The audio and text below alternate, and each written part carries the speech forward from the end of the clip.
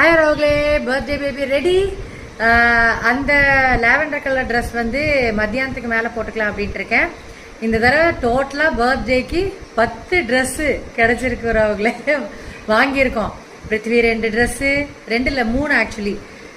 Anandhi 2 dress, அப்புறம் நான் நிறையா ஃப்ளிப்கார்ட்டில் போட்டு வாங்கியிருக்கேன். 2 ட்ரெஸ்ஸு 2000 ரூபா 3000 ரூபா வாங்குறதுக்கு 10 ட்ரெஸ்ஸு வாங்கியிருக்கேன்.